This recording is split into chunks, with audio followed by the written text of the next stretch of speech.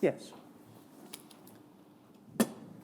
So before we continue with the substance of the presentation, there was a question you asked me before the break about the date of Professor Girdwood's article, 50 years of an organised blood transfusion service in Scotland. We checked the document itself is undated. It was referred to in the Penrose report also as an undated document. It looks like it's probably from the late 1980s. There is reference to 1987 at the end of the document.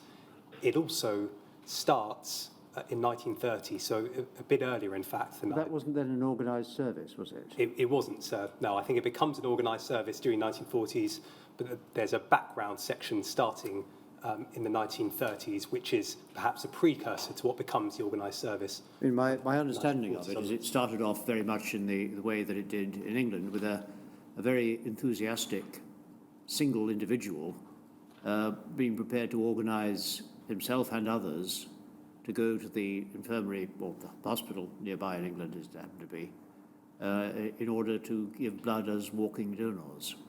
I think that's right, sir, and that's and then it evolved from there. Yeah.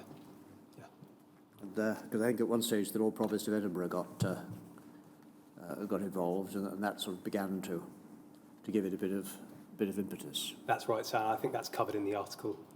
But it's just a small point, just to correct what I said earlier about the start date, and to give you as much information as we can on the date of the article itself. Yes, well, thanks.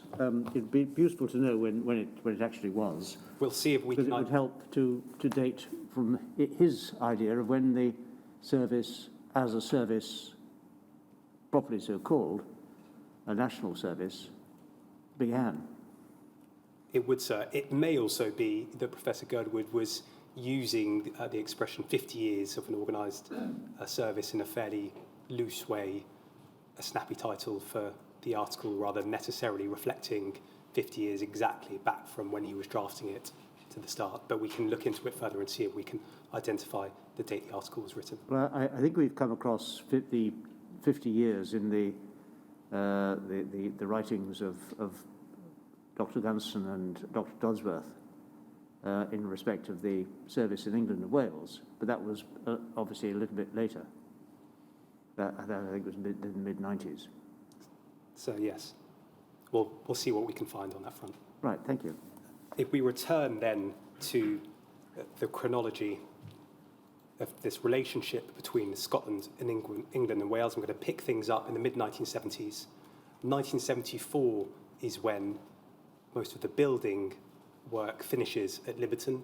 There's then a period between 1974 and 1975 when staff begin to move across from the old facility at the RIE to the new facility at the Liberton site. Dr. Foster, in his witness statement, explains and sets out some of that chronology. I won't go through all of it now, but essentially different teams move at different times between 74 and 75.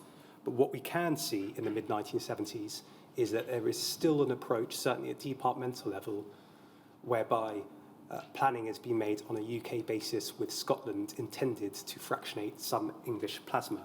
There's a document that I won't take you to, so I'll just read out a passage from it.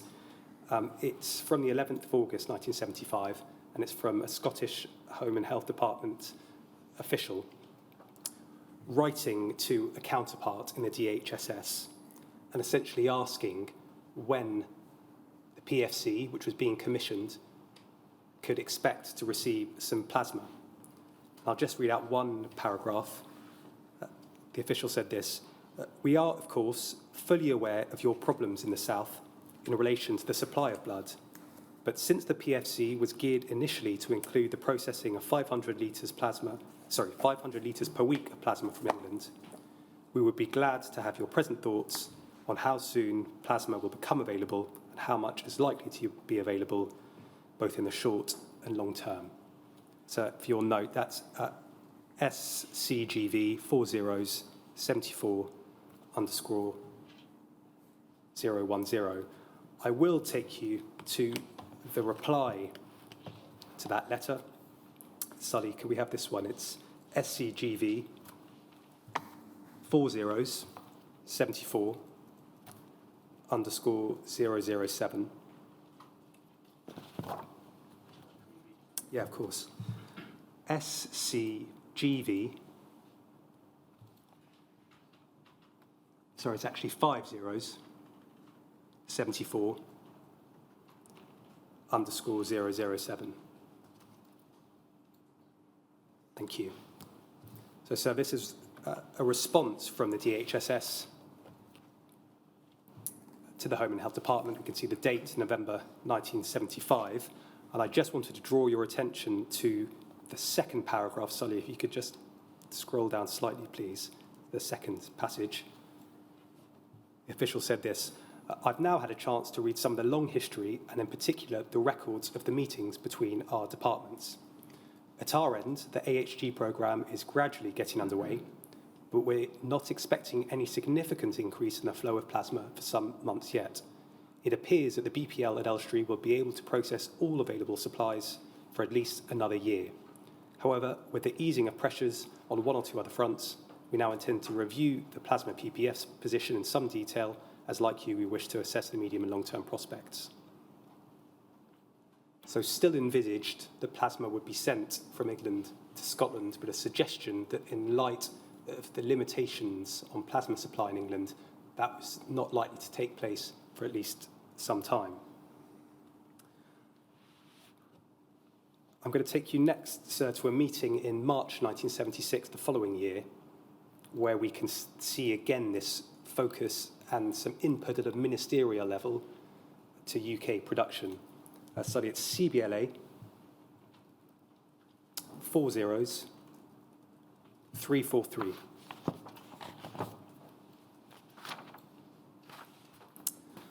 Now, I'll just start on this page so you can see the date, 11th of March 1976.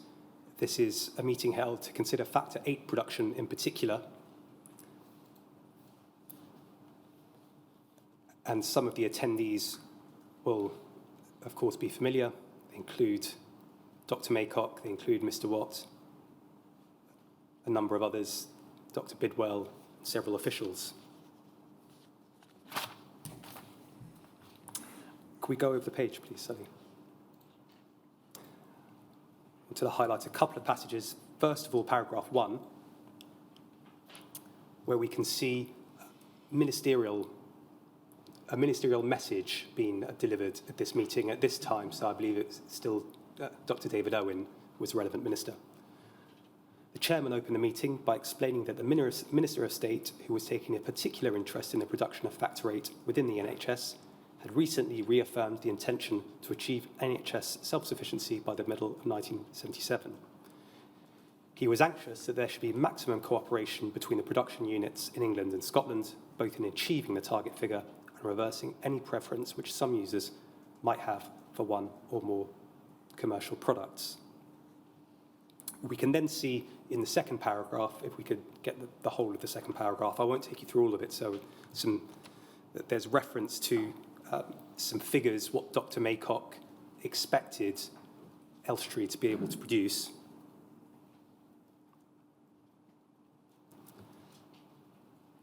And towards the bottom of that paragraph, there's a sentence that begins, the Scottish target, says the Scottish target figure for Factor 8 availability was 4.5 million units a year, making a combined target of 18.5 million units for Great Britain. And Dr. Maycock drew attention to the earlier expert groups meeting in March 1973. So you'll note that 18.5 million figure is different to a 17.5 million figure I think we've heard before. I'm going to come back, in fact, in a few documents to that to shed some more light on the 17.5 million figure. But it's worth emphasising that at least from the Scottish perspective, that 4.5 million is not existing production. That's a target that was communicated during the course of this meeting. We don't need to go to it, sir, but you've heard last week, and I think at other times, about a meeting of haemophilia centre directors which took place in January 1977, when some capacity and production figures, both for Scotland and for Elstree, were mentioned. Mr. Hill took you to that meeting, I think, last week, so I'm not going to return to it. It was during that meeting that there was a suggestion made that with some additional investment and with shift working, PFC would be able to produce 60 million units of factor 8. Just a couple of points to highlight about that figure. The first is that it came from a Dr. MacDonald. It's worth pointing out that Dr. MacDonald, you can see from the attendee list at the start, is Dr. MacDonald of the Glasgow Royal Infirmary, not the Dr. MacDonald from the Scottish Home and Health Department we've seen appearing in a number of the meetings that we've just been looking at. So that's the first point about where that figure has come from. The meeting wasn't attended by Mr. Watt. It's not currently clear to the inquiry, and certainly to me, what the basis for that particular figure was, for that suggestion by Dr. MacDonald, where the 60 million units came from. Dr. Lane commented on it in a later document in fairly robust terms. He described it as nonsense, said that it apparently hadn't been challenged. I won't go any further into that figure, sir, aside from to say it's not clear to me where the 60 million units comes from and what it's based on. What we do have is a meeting of haemophilia reference centre directors a little later that year, which gives some more direct insight into what the PFC was actually producing at that time. This one study is HCDO 40399. And for those who are following the note, this is an additional document rather than being contained in the note. So a meeting of reference centre directors in May 1977. And if we could go over to the second page and the passage at the top, you see there's a summary of some, Mr. Watt isn't present at this meeting, but there's a summary of some correspondence. It says Dr. Ritzer reported on correspondence between Professor Blackburn, Mr. Watt, and Mr. MacDonald. The correspondence from Mr. Watt stated that in 1976, just under 1.5 million units of factor 8 had been provided by the Protein Fractionation Centre, and that they now fractionated about 200 litres of plasma a week and had a process capacity of 1,000 litres a week at the present time.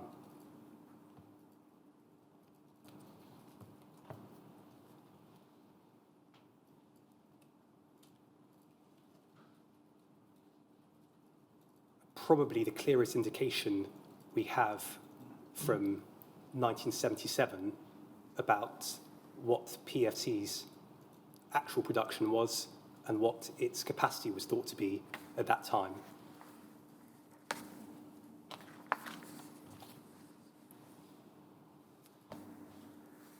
So during the course of 1977, some plasma was sent from England up to PFC. I'm going to return to it a bit later. I just wanted to point it out now. It appears to have been time-expired plasma. We'll come back to it when we look at the shift working experiment that took place at the PFC at the end of 1981. It seems that that was the plasma that was used. We've got a few documents making reference to that plasma being held in 1977 and early 1978 at the PFC. Just in going through the chronological sweep, it's worth highlighting that it's in 1977 that that time-expired plasma is sent from England to PFC. So we're now going to move on to a changing picture as 1977 develops.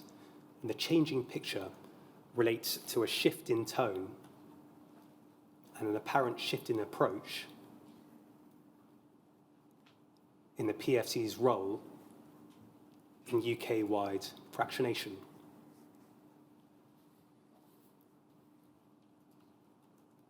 And what that shift in tone relates to is what appears to be a growing focus within England and Wales on BPL and PFL fractionating for England and Wales, and Scotland fractionating plasma separately rather than fractionating any English plasma. Now that shift coincides with the arrival of Dr. Lane at BPL. I believe he was director designate from 1977. He starts to attend some of the meetings that we're going to look at. On the wider political context, this is really just an observation and a point to note. My understanding is that Dr. Owen leaves the department in September 1976. So by the time we get to the meetings that we're going to be looking at in 1977, Dr. Owen has left. I'm not going to go any further to make any suggestion that there was a change in ministerial message that came from the top down to officials, but I highlight that just to note, sir, that there's a change in ministers as we get into 1977. There's a meeting that it's worth looking at in some detail in August 1977. So it's SBTS 40-283_006. Thank you. And if we could just have the top half, thank you. So we can see the title of this document, Note of a Joint DHSS-SHHD Meeting on Mutual Problems. 22nd of August 1977, took place at the PFC. A number of familiar attendees include Dr. Lane, who's now arrived, include Dr. Maycock, who was still the director. They include Mr. Watt and a number of officials, including Mr. Parrott from the DHSS, as well as Home and Health Department officials.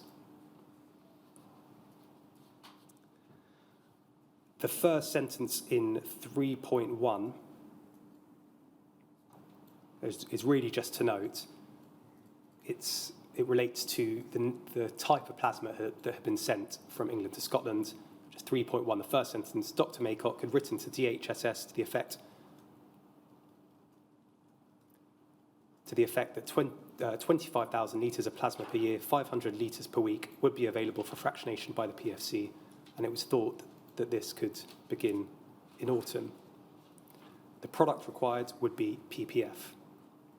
In other words, time-expired plasma to produce an albumin product rather than fresh frozen plasma to produce factor concentrates. If we can then go on to 3.2, where we can see some of this changing approach and Dr. Lane's input. The note records this. Dr. Lane, who was to succeed Dr. Maycock in about 12 months' time, said that it was his intention to concentrate on the production of factor VIII at the BPL.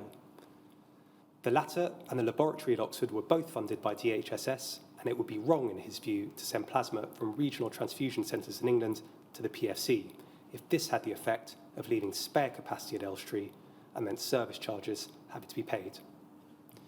In his view, this would have the effect of duplicating costs. He envisaged that only time-expired plasma would be sent to the PFC and was unwilling to enter into any long-term agreement to have regular quantities of plasma fractionated in Edinburgh.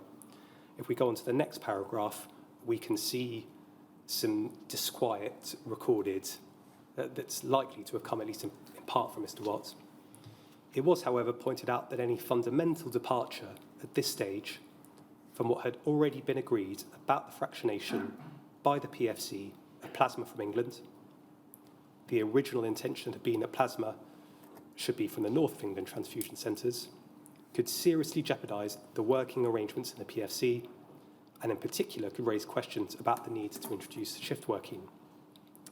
It's recorded that while the PFC could function with or without plasma from England, a sustained commitment to processing English plasma required agreement on regular quantities of plasma, providing continuity of production over a period of some years. It was therefore necessary for the English BTS to consider and state the quantity and nature of processing to be carried out and the period over which such a service would be required so that the PFC could plan accordingly. The PFC had been planned to cater for plasma from England, and therefore both SHHD and DHSS were answerable to ministers for the maximum and most economic use of the facility.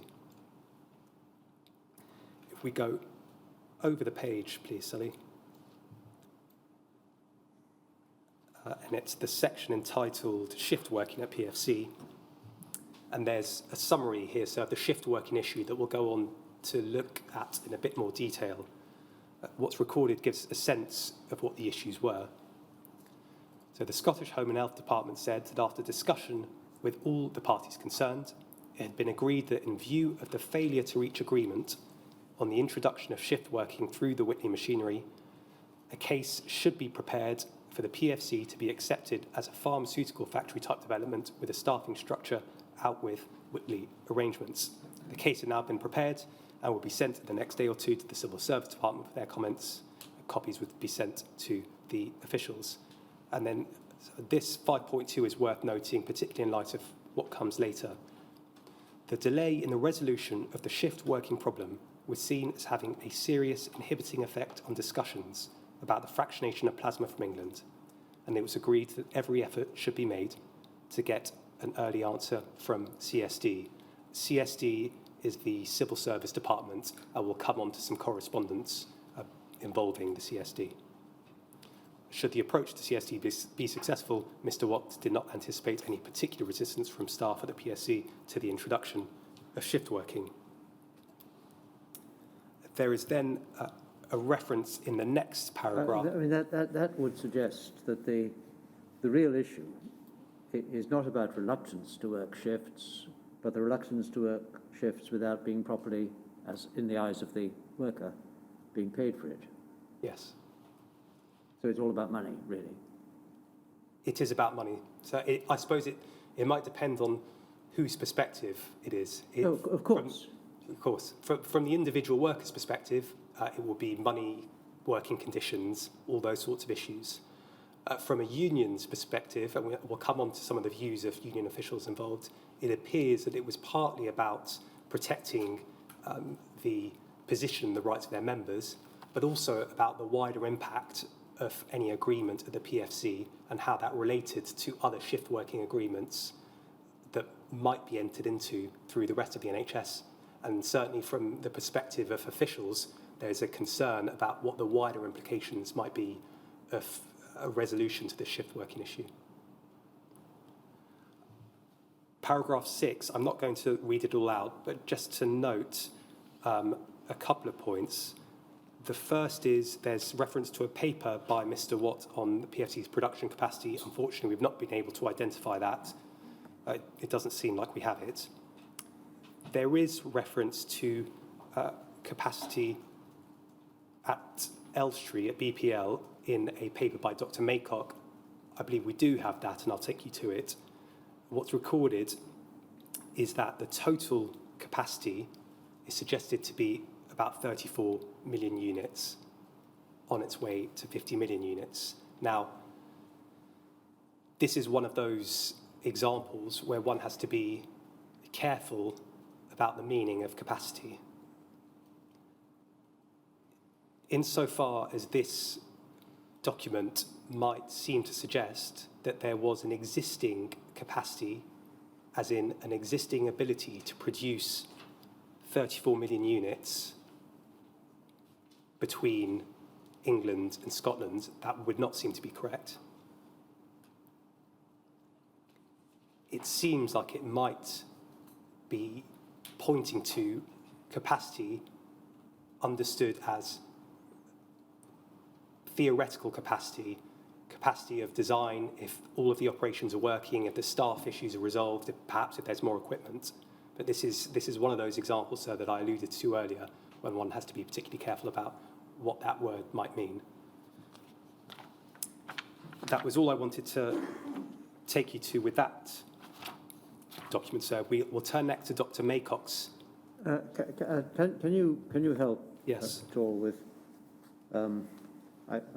Perhaps I ought to know the answer to this, but how does one convert litres of plasma received into units of, in this case, factor rate activity produced? I'm afraid I can't assist very much with that, sir, beyond saying that it is likely to be a conversion and a calculation that will change over the years.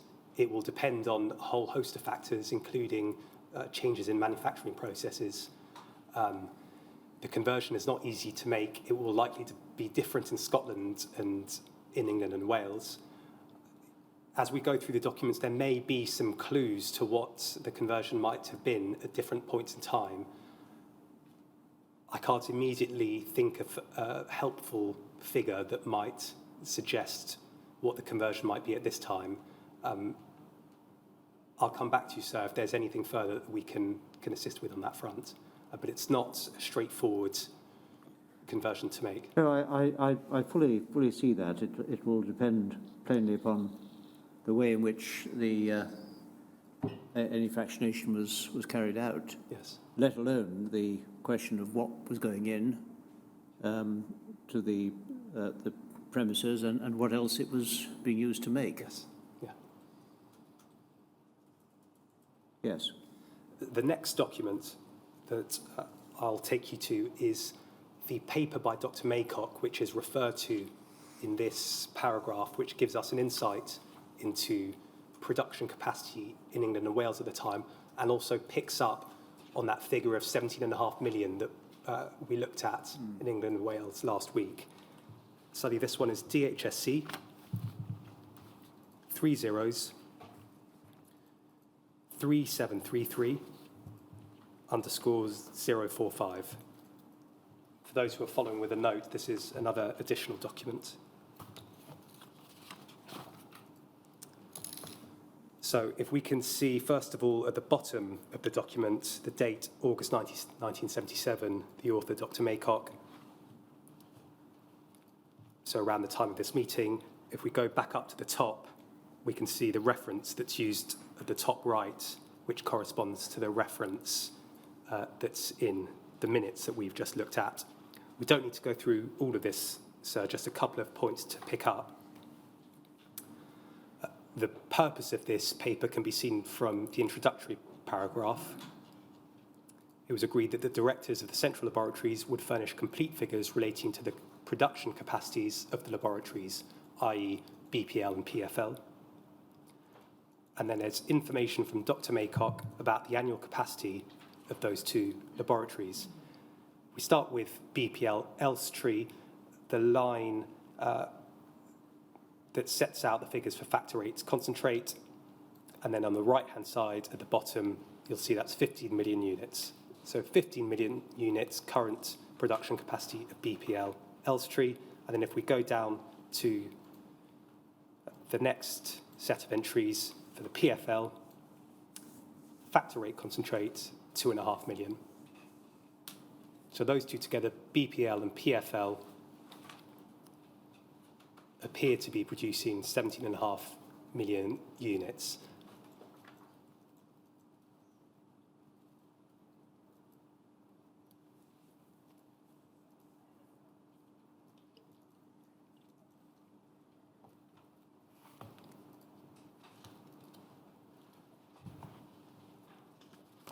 So I'm going to return now to a document, or rather a version of the documents that you were taken to last week with this 17.5 million figure to see if we can pin it down exactly.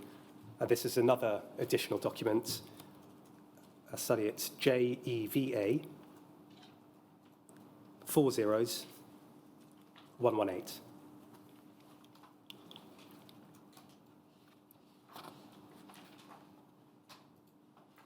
Thank you. Now, this is not the most straightforward document to understand. We don't really need the detail of this cover note. It's a note of an office meeting. Unfortunately, the attendees are blanked out, so we can't see who was there. It looks like it was probably a DHSS meeting. It's dated, sorry, it doesn't have a date, but it's a note of a meeting which took place on the 22nd of July, 1977. It's then followed by a series of sheets which set out the organisation of the NBTS and also set out some of the production figures that I've just been referring to. My understanding of this document is probably that there was a note of a meeting in July. If you get down to 2D and 2E, there's a reference to what was discussed at the July meeting, which includes blood product production needing to be considered in a UK context. And then E, the importance of factual data about current NBTS activities needing to be made clear, needed to be made available by the time of the next meeting. My understanding of the documents that follow that we're about to look at is that they were probably sheets, data, diagrams prepared in order to try and make those questions clear in advance of the next meeting. I say that because they're dated August 1977, so after the July meeting. And if we then look at the content, so if we go to page 6, please, Sully. Actually, sorry, we start with page 7.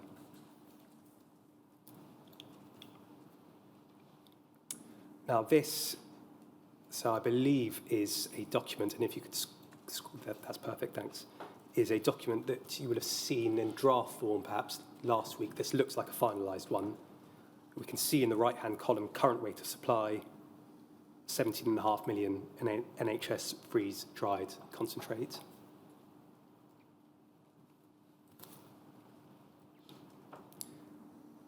Again, just this sheet doesn't make it all that clear how that 17.5 million is divided up, but if we go back to page 6, sheet 4, see the heading at the top, the maximum annual production capacities of the Central Blood Laboratories at Elstree and Oxford. And if we go down to factor rates, concentrates, we can see that for PFL it's 2.5 million, and for BPL it's 15 million. Now, Mr. Hill has reminded me that these figures, particularly the 15 million figure, are interrogated in some detail in Appendix 2 to the England and Wales presentation. They may need some further consideration. There's some more analysis that's undertaken in that document about what this figure might have represented at different points in time.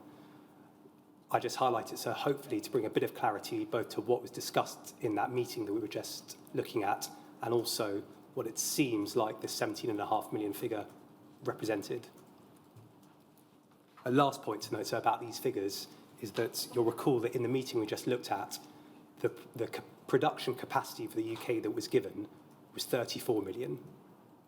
If we subtract that 17.5 million from 34, we get 16.5 million. So that seems to be suggesting that the PFC had a capacity to produce 16.5 million units. Now, obviously, it was not producing anything near that in 1977. We looked at a document earlier which suggested it was about 1.5 million at that time. So it's one of those examples where it seems like production capacity for England and Wales, BPL, PFL, has been used to refer to what is actually being produced at that time. Whereas for PFC, at least in that meeting, it seems to be a reference to what PFC might be thought capable of producing. Well, I'm not sure about that. The heading of this is the maximum annual production capacities. Yes. Which would suggest it's not actually being produced at the moment.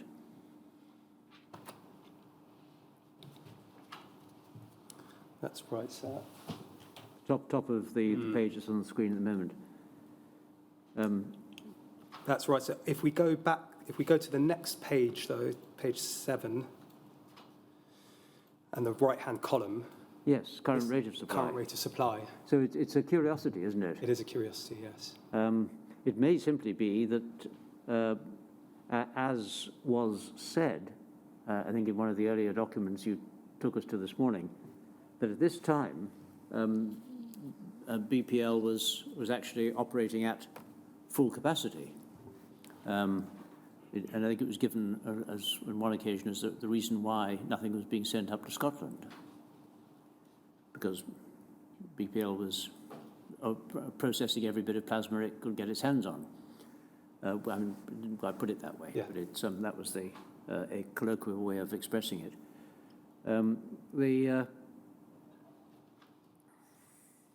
Yes, difficult to know.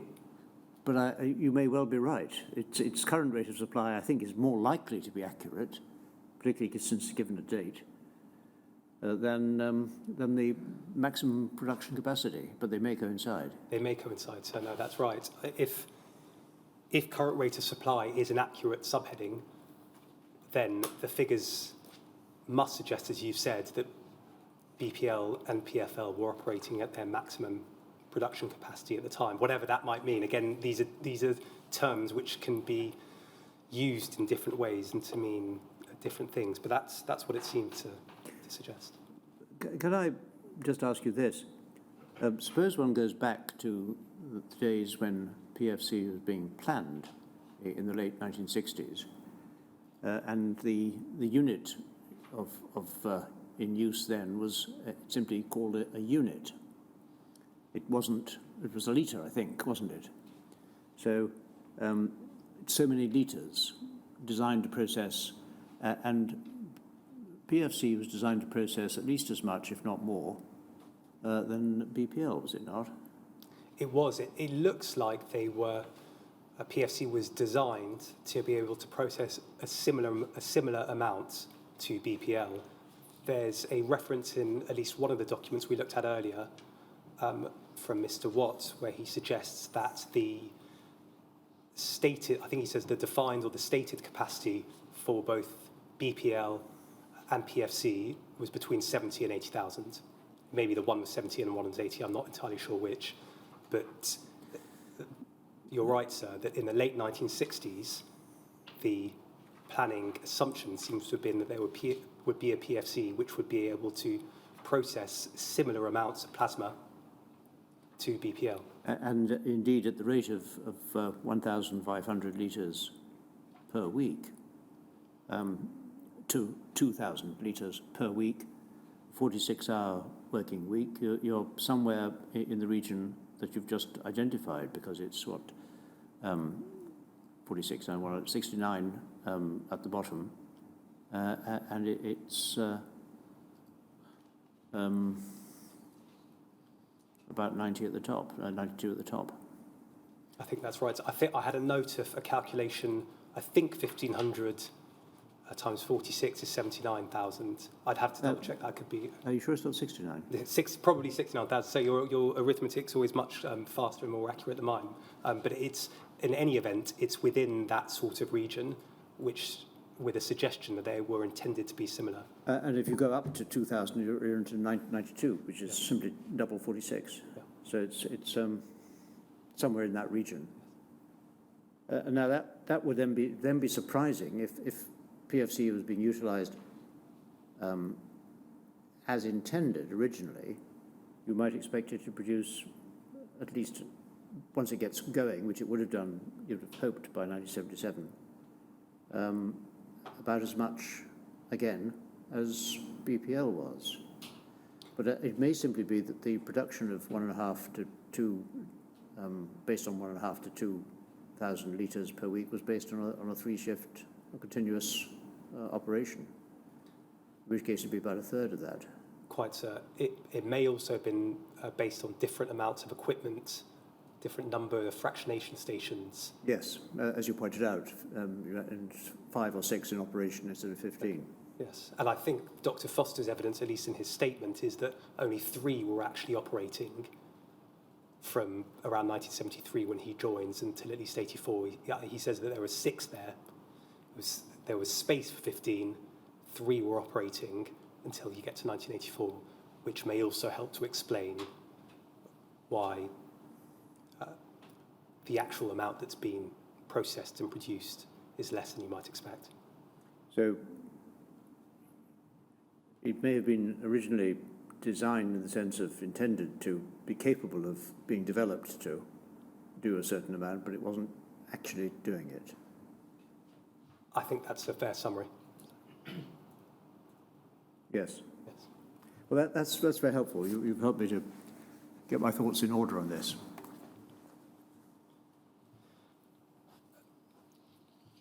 So I won't go to it, but I'll just mention one document which is in one of the annexes to the note and is a reaction to this August 1977 meeting. It's a letter written by Mr. Watt following the meeting to an official at the Scottish Home and Health Department voicing his concerns that there appeared to be this very significant shift in the approach that had previously been agreed. I won't go to it, sir, but for your note and for those who are listening, it's summarised in Annex D at paragraph 22.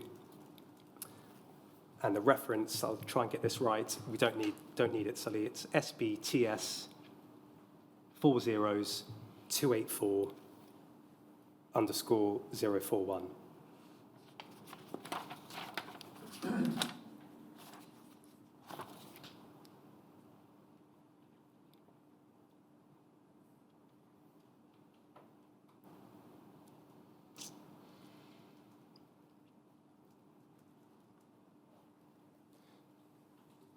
I'm going to move on now, sir, to look in a little more detail at one of the recurring difficulties that we've seen in some of the documents, and that's this shift working issue, to try and understand what the position was in 1977 and what attempts were being made to try to resolve the issue. First, we're going to look at a document from January 1977. It's another one, I'm afraid, that's not in the written note, but we should be able to have it on screen. It is DHSC 40923.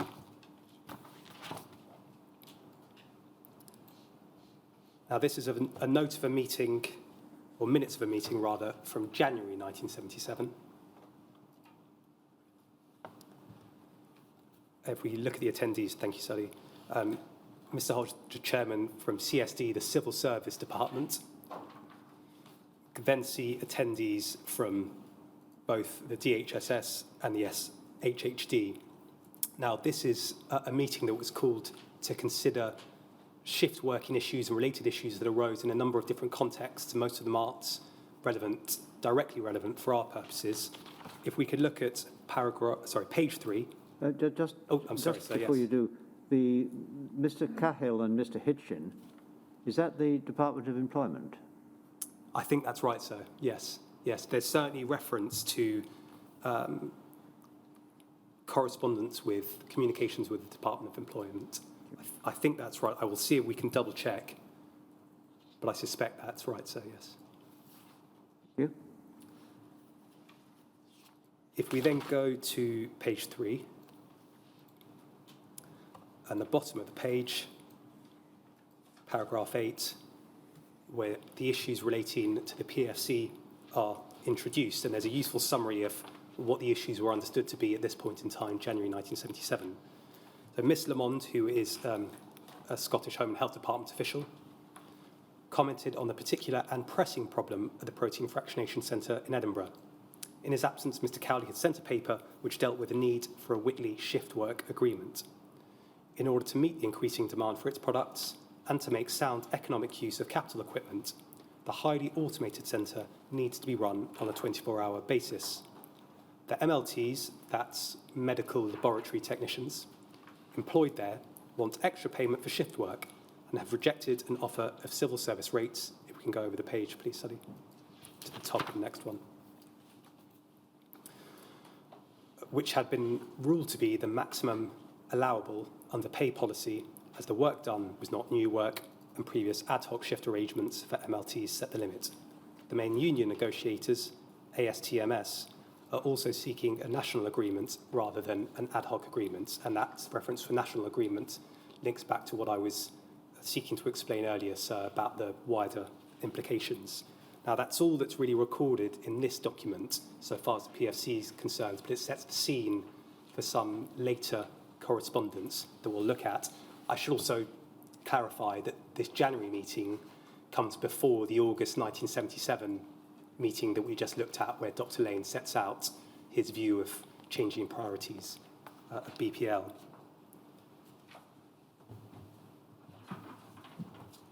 The next important date for trying to understand attempts to resolve this issue is October 1977, and we're going to go to the documents. So it's DHSC 303715_177.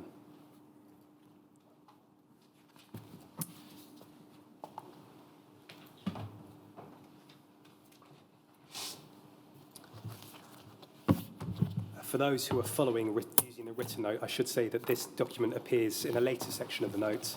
So if you don't see it in this section, that explains why.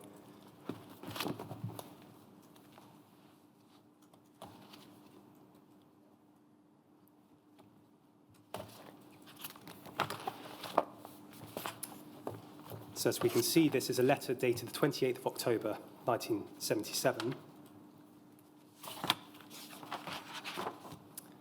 It is sent from an official at the SHHD to an official in the Civil Service Department. We can see that from the top left, and it relates to the PFC.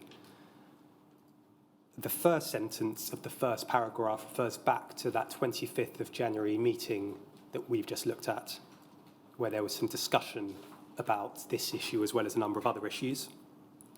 And if we could then look at the second paragraph, where there is a summary of the problem as then understood by this official in the SHHD, said this: the problems of the Protein Fractionation Centre have not been solved. Indeed, for various reasons, they are reaching a critical stage, and it is vital that decisions are taken soon on changes to the working pattern there. The attached paper sets out our view of these problems, and as you will see, it seems to us that real solutions are not likely to be found as long as we continue to regard the centre as a health service laboratory where pay and patterns of work must be kept strictly in line with other hospital laboratories. Finding solutions and getting them accepted is not going to be easy, but before we try to take our ideas any further, I think it would be useful to meet you and DHSS and probably the Department of Employment to see whether the direction we propose is likely to cause difficulties for other departments and to discuss how far the new pay policy allows us scope for new initiatives. We'll turn now to the paper that accompanied this letter, but what we can see both from the paper and from that cover letter is that this was not a fully formed solution that was being presented, although there's quite a lot of detail in it. It was the start of a proposal to try and find a way to resolve this issue. Sully, the next document is the same, but it finishes 178. So it's DHSC 303715_178. Thank you. So this is the accompanying paper. I won't read out the first two paragraphs, sir, but just for your note, they set out and summarise the background to this issue.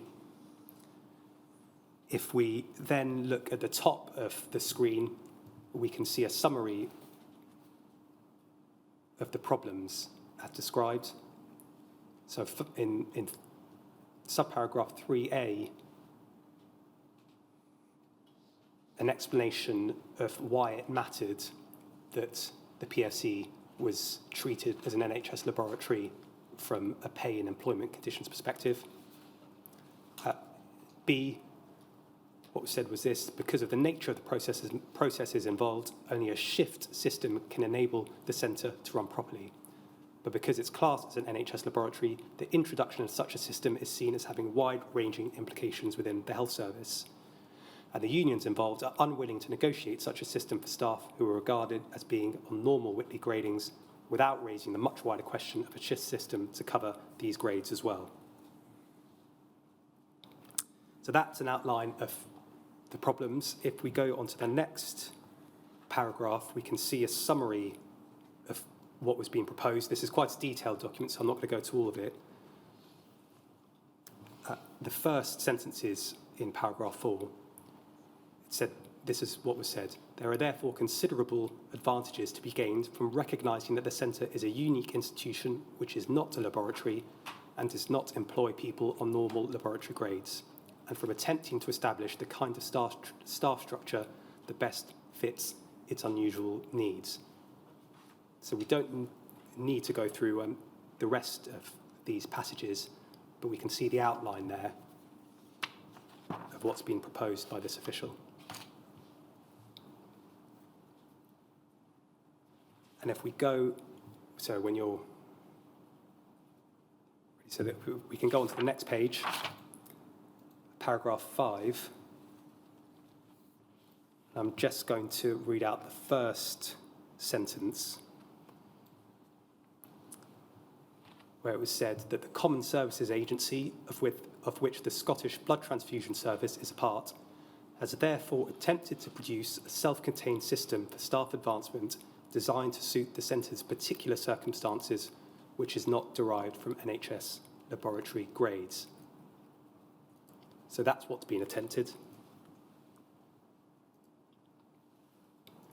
We don't necessarily need all the detail at the moment in the rest of that passage and the next one about what was being proposed, but if we go down to paragraph 7 on the same page, we can see some of the underlying thinking and rationale. So it's paragraph 7. It says this: the underlying premise in all this is that the centre is quite exceptional in the NHS and has little relation to the normal work of NHS laboratories. There's reference to other blood transfusion service laboratories being involved in the production of plasma products. And then it says that this suggests that a strict tying of their pay and scales negotiated by the Whitley Council for normal NHS grades is not the most sensible way to deal with the staff of the centre. And if we could go on to the next page, please. Study, we can see what's being asked at paragraph 9.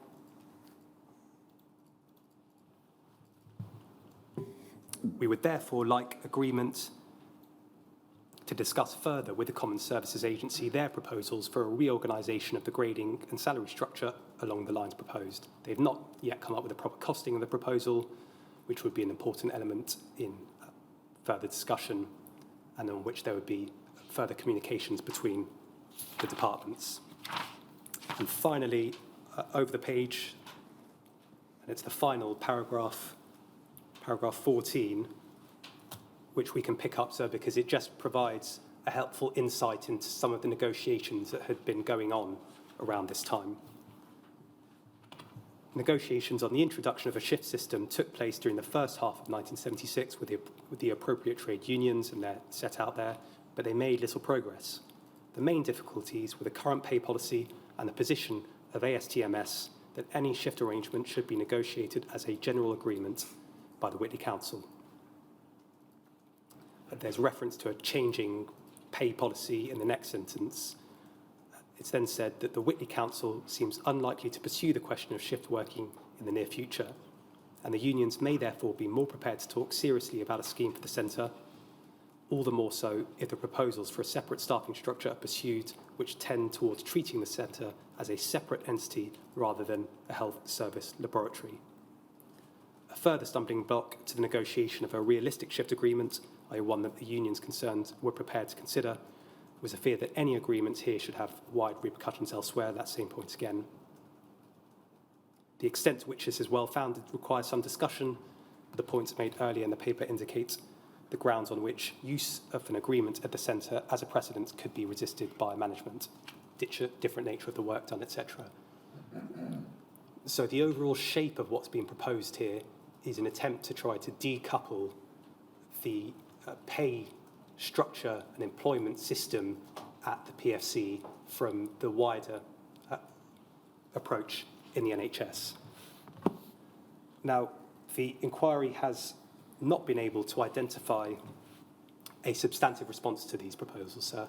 We have got a couple of documents which take the chronology a little bit further, but I won't take you to them. I'll just give you the references.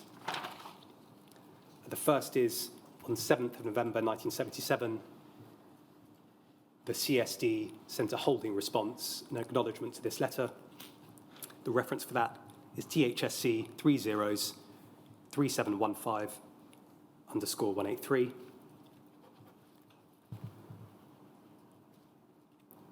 And then a letter from the following year, 24th of February 1978, from the Home and Health Department to the CSD, suggesting that another meeting had taken place and essentially chasing for an answer. But the reference for that, sir, is DHSC 303715_116.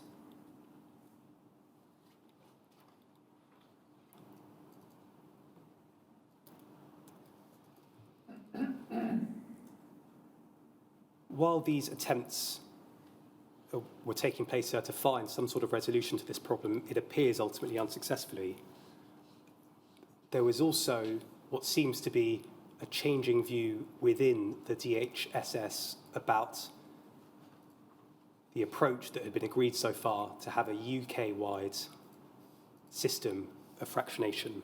And there's a useful document which we can go to illustrate and to show that change in thinking. It's a memo from November 1977. Study it's DHSC 303715_176.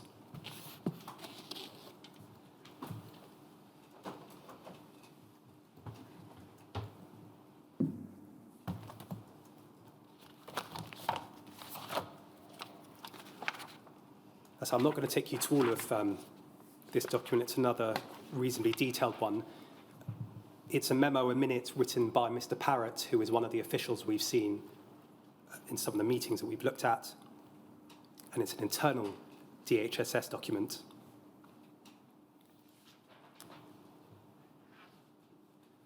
And I'll just pick up in paragraph 1, the second half of that paragraph, where Mr. Parrott said this.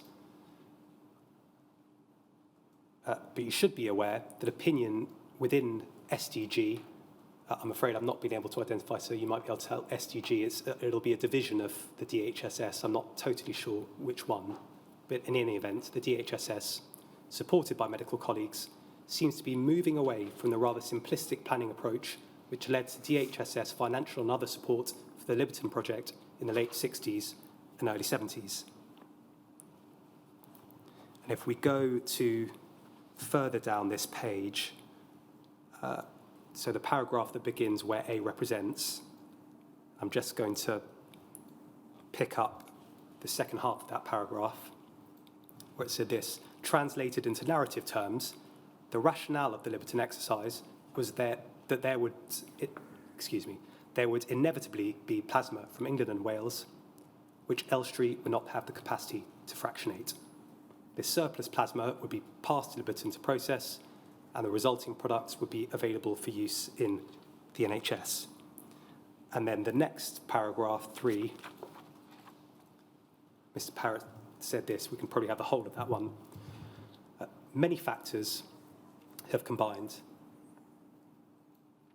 to frustrate this simple theoretical notion of UK self-sufficiency in blood products. Among them, the difficulties experienced in getting the Liberton system to work anything like planned capacity. It's not particularly rewarding to attempt to list all of these factors, many of which are subjective, but it's obvious to those who have been involved in recent discussions on the subject that even if all of the difficulties in shift working at Liberton could be overcome tomorrow, it would not be regarded as sensible policy to put all our eggs in a Scottish basket as the planners appear to have originally intended. We must concentrate much more of our attention on building up the capacity of Elstree so that in normal times it would provide us in England and Wales with our full requirements of the key products identified by the Trends Working Party, albumin and factor VIII, without the necessity of dependence on Liberton. The implications of this are at present being worked out, asked the director of the BPL to provide some proposals, and there's no doubt they will affect SHHD and Civil Service Department thinking. We're by no means ready to put our cards on the table, but I think it's only fair to give some hint of what's being considered should there be a meeting of interested parties as a result of recent correspondence. I think that recent correspondence is a reference to correspondence between the Home and Health Department and the CSD about trying to resolve the shift working agreement. And if we can go over the page, please, Sully. Paragraph 4, where Mr. Parrott wrote, I should perhaps make it plain that no one is considering the abandonment of the idea of cooperation with SHHD in the formation of a UK view of the requirements for blood and blood products and means of meeting them, reaffirmed at a recent meeting. The idea is that the cooperation should be much more flexible as between two partners, each of which has the capacity to be self-sufficient in the essentials, where each could help the other in an emergency, and where rationalisation of certain aspects of production would be encouraged. And then if we could go to the fifth paragraph, the second half of the fifth paragraph.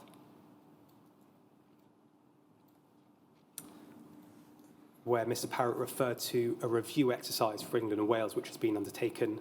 He then said that that review was being undertaken based on the realisation that a fully integrated UK approach to the fractionation of blood plasma is not a practical proposition, and this is causing us headaches enough. However, it's not going to be easy to disentangle ourselves from the implied moral and actual financial commitment that our predecessors undertook in connection with the building of Liberton. So that's all I wanted to show you from that document, but what it appears to show, at least from the perspective of this particular official, is a significant shift in Department of Health and Social Security thinking on the question of UK fractionation and relationships between PFC in Scotland and production facilities in England. There's then, so in the written note, we set this out, a series of minutes and correspondence in 1979 into 1980 about the question, effectively, of DHSS trying to get some of its money back. So once this shift starts to appear, more thought begins to be given to the question of whether or not DHSS will be able to recoup at least some of the 400,000 that it had invested in the capital cost of PFC. In those documents, which I won't take you to, there are a number of references to that sum being inflated by a very significant amount by the time we get to the late 70s and late 1980s. We'll come back a bit later to what happens, but the headline point is that the money is never actually recouped. Attempts to try to recover that money seem to have been abandoned in 1982. So that gets us to the end of the 1970s. Once we move into the 1980s, I think it's fair to say that despite this changing picture and the shift in tone, the possibility of a UK approach to fractionation hasn't been completely ruled out, and there's still some investigating and some thinking. Now, one of the tasks that needed to be undertaken to establish whether that was a realistic prospect was some investigation into a three-shift system in practice.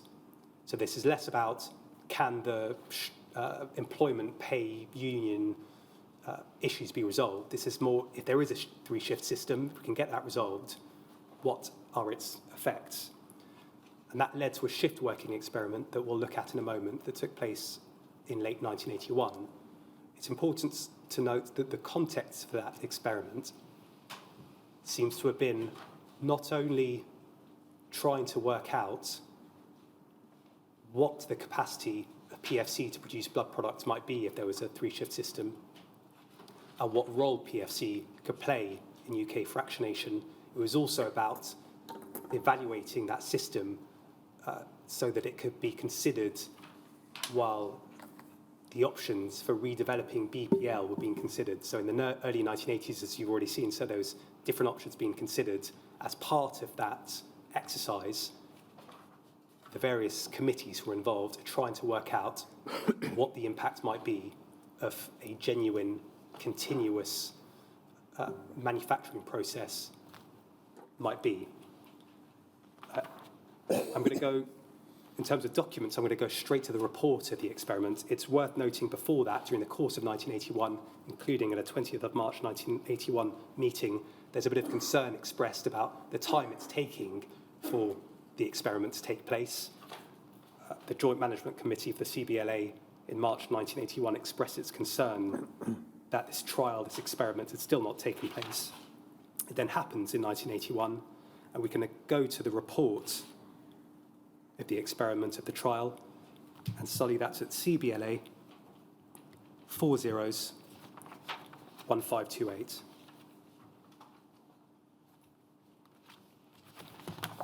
There's something wrong with that number. I'm so sorry. I should have said 3 zeros. I think CBLA 301528. Thank you. So this is another one of those long documents. I certainly don't intend to take you through all of it, so I'm sure you may well be familiar with it already, but I'd like to pick out a few passages. If we start with the heading at the top, it's headed Notes on Feasibility Exercise performed at PFC Liberton to test the continuous small volume mixing CSVM fractionation system under continuous operation. The date of this report, and it's at the end of the document, is the 15th of December 1981. It was produced by Mr. Wesley, who was a BPL employee. So it's a BPL employee going to PFC to observe and report back on this experiment. It's worth noting the first couple of paragraphs at the top of the first page, which have some useful background on this continuous system, the extent to which it was used or not used, rather, in the first years of PFC's existence. We can see in the second paragraph that 2 reasons why the system hasn't been used on a genuinely continuous basis, 24 hours a day, 5 days a week. These being shortage of plasma, and secondly, administrative problems which preventing the operation of a shift system. If we go down to the section headed Feasibility Exercise, we can see how those issues were overcome just for the purposes of this trial. Said that overcoming these problems was achieved by, first of all, deciding to fractionate a large quantity of time-expired plasma received from BPL Elstree between February and June 1977, when earlier today I mentioned that during the course of 1977, time-expired plasma seemed to have been sent to the PFC and stored there for some time. It seems that that's the plasma that's being referred to there. And secondly, by agreement between the employing authority, the CSA, and the trades union representing PFC staff. In other words, it seems that just for the purposes of this limited exercise, it was possible to reach an agreement with the unions to introduce a shift system.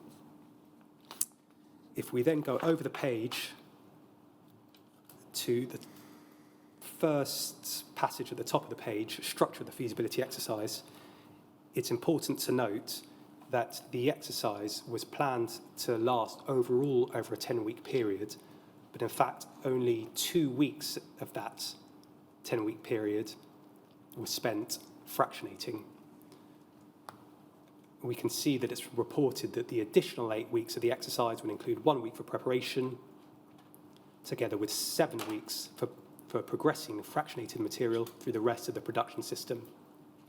And the table there that we can see sets out how the different tasks in the exercise were divided out across the weeks. And we can see that the entry for fractionation, so CSVM fractionation, that only takes place in weeks 2 and 3.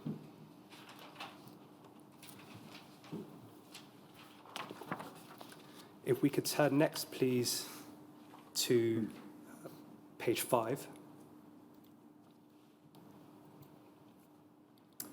About the middle of the page, subparagraph C, which relates to factor 8. The usual quantity of factor 8 was produced on each of the 2 weeks during the exercise. This amounted to the equivalent of 400 litres of fresh frozen plasma per week. So that makes it clear that, again, this exercise was just about using time-expired plasma. No additional factor concentrates, no additional factor 8 were produced during the trial. And then lastly, we can go to the conclusions over the page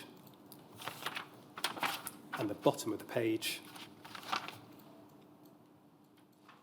The first conclusion is that this system is capable of continuous operation for periods of at least 120 hours.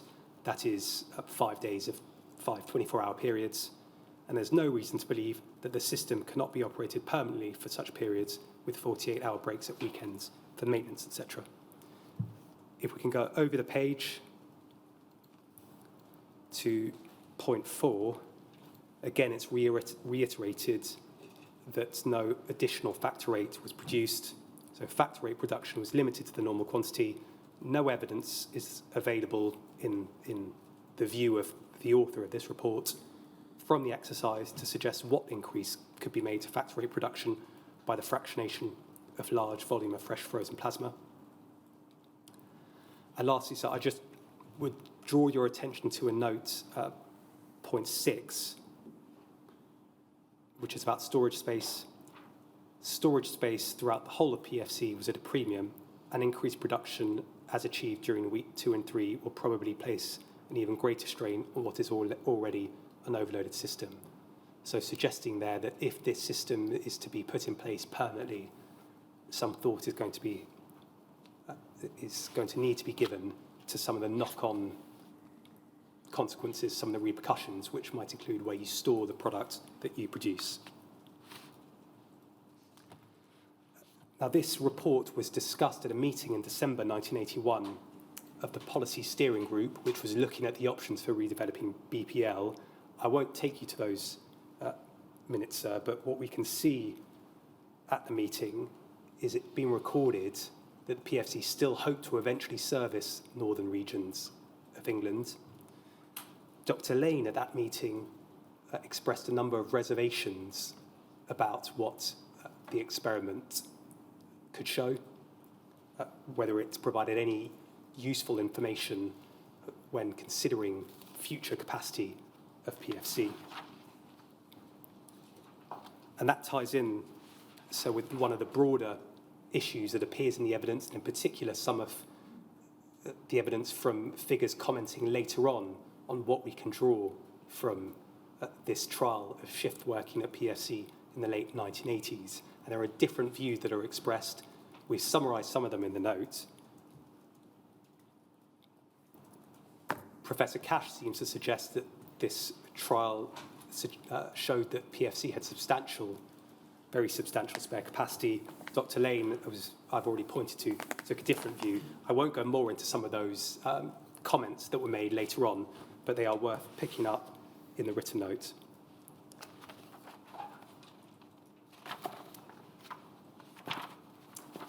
So I note the time. It is nearly 15:15. I do, I'm afraid, have a few more documents to go through to get us to the end of this period.